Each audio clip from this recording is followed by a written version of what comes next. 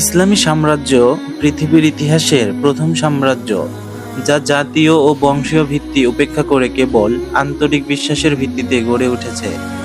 পৃথিবীর ইতিহাসে যখন যেখানে কোনো সাম্রাজ্য গড়ে উঠেছে, সেখানে জাতিগত অথবা বংশীয় একই মূল ভিত্তি হিসেবে কাজ করেছে। প্রত্যেক সদস্যের মাঝে হয়তো বংশীয় সম্পর্ক রয়েছে কিংবা জাতিগত সম্পর্ক। এসব সম্পর্কের ভিত্তিতেই তারা একতার বন্ধনে আবদ্ধ হয়েছে, ধীরে ধীরে নিজেদের রাজ্য কায়েম করেছে। কিন্তু শুধুমাত্র ইসলামী সাম্রাজ্যই সবার থেকে আলাদা। এর ভিত্তি হলো ঈমানি সম্পর্ক। এখানে নেই রক্তের মিশ্রণ, নেই দেশ, জাতি ও বর্ণের ঐক্য। এখানে কেবল ঈমানই হলো মূল ভিত্তি। ধর্মীয় অনুভূতি হলো ঐক্যের প্রতীক।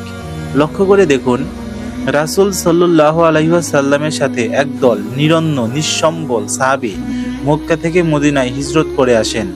মক্কা থেকে আগতরা ছিলেন বংশগত দিক থেকে আদনানী, আর মদিনার অধিবাসীরা ছিলেন কাহতানী। আদনানী আর কাহতানীদের মাঝে ছিল হাজার বছরের শত্রুতা ও বিদ্বেষ। এত সত্ত্বেও মদিনার কাহতানীরা তাদের চিরশত্রু মক্কার আদনানীদেরকে অভিবাদন জানিয়েছেন, বুক খুলে তাদের অভ্যর্থনা জানিয়েছেন, প্রেম ও ভালোবাসায় জড়িয়ে নিয়েছেন একে অপরকে, গলাগলি করে হয়েছেন একে অপরের ভাই। মিষ্ট ভাষা, সুন্দর আচরণ ও উদার সহযোগিতার কারণে তারা আনসার অভিধায় ভূষিত হয়েছেন। স্বয়ং আল্লাহ তাআলা কোরআনে তাদের বর্ণনা দিয়েছেন সুন্দর করে, যা আজ পর্যন্ত মুসলমানদের ঐক্য ও ভ্রাতৃত্বের আলোকরেখা হয়ে আছে। হে ঈমানদারগণ, আল্লাহকে ভয় করো, যেমন ভয় করা তোমাদের উপর আবশ্যক, এবং তোমরা মুসলমান হয়ে মৃত্যুবরণ করো। তোমরা একসাথে আল্লাহর রজ্জুকে আঁকড়ে ধরো এবং বিচ্ছিন্ন হও না, আর তোমাদেরকে দেওয়া আল্লাহর নিয়ামতকে স্মরণ করো। একদিন তোমরা পরস্পরের দুশমন ছিলে, তখন তিনি তোমাদের হৃদয়গুলোকে মিলিয়ে দিয়েছেন, আর তার দেওয়া নিয়ামতের কারণে তোমরা পরস্পর ভাই ভাইয়ে পরিণত হলে। আর তোমরা তো জাহান্নামের গর্তের কিনারে ছিলে, অতঃপর আল্লাহ তোমাদেরকে তা থেকে মুক্ত করেছেন। এমনই ভাবে আল্লাহ তাআলা তার নির্দেশনাবলী তোমাদের জন্য প্রকাশ করেন, যেন তোমরা মঞ্জিলে মাকসুদে পৌঁছাতে পারো। আর আল্লাহ তাআলা ঈমানদারদেরকে হৃদয়কে মিলিয়ে দিয়েছেন। হে নবী, আপনি যদি জমিনের সবকিছুকে ব্যয় করতেন, তবুও তাদের হৃদয়গুলোকে মিলাতে পারতেন না, কিন্তু আল্লাহ তাআলা তাদের হৃদয় মিলিয়ে দিয়েছেন। নিঃসন্দেহে আল্লাহ পরাক্রমশালী, প্রজ্ঞাবান। মূল কথা হলো, প্রাচীনকাল থেকেই আদনানী ও কাহতানীদের মাঝে শত্রুতা ছিল। এমনকি এই দুই বংশধারার শাখা প্রশাখাগুলোতেও সেই শত্রুতা বিদ্যমান ছিল।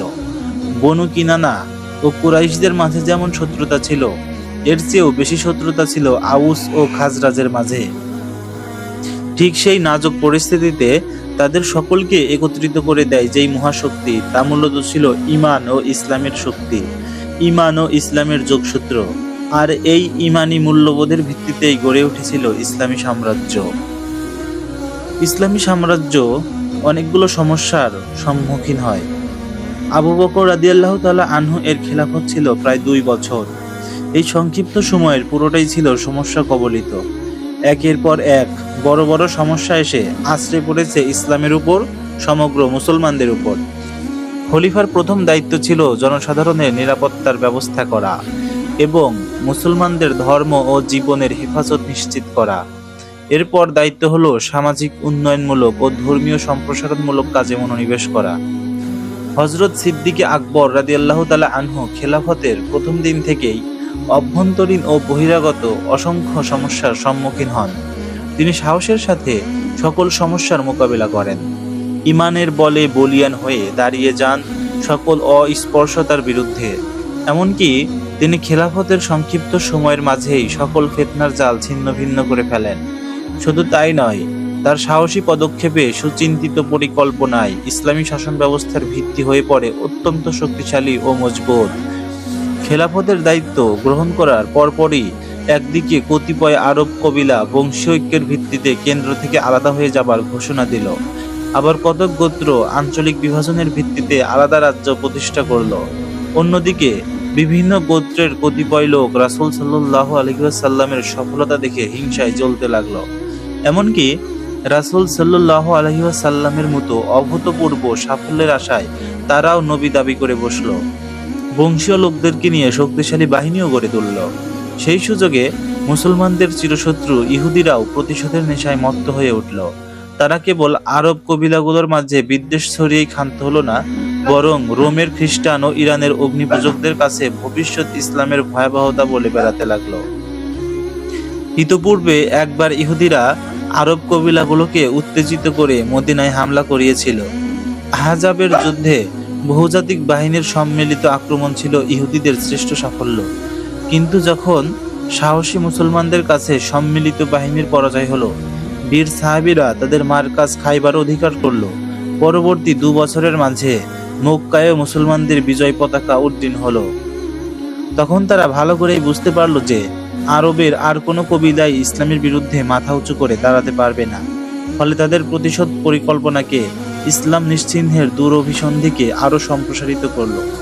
ইয়েমেনি এবং অপরাপর কাহাতানি গোত্রগুলোকে উত্তেজিত করতে লাগলো। ওদিকে আরব সীমান্তের 2 পরাশক্তি রোম ও পারস্যকেও তারা যুদ্ধের জন্য উস্কে দিতে লাগলো।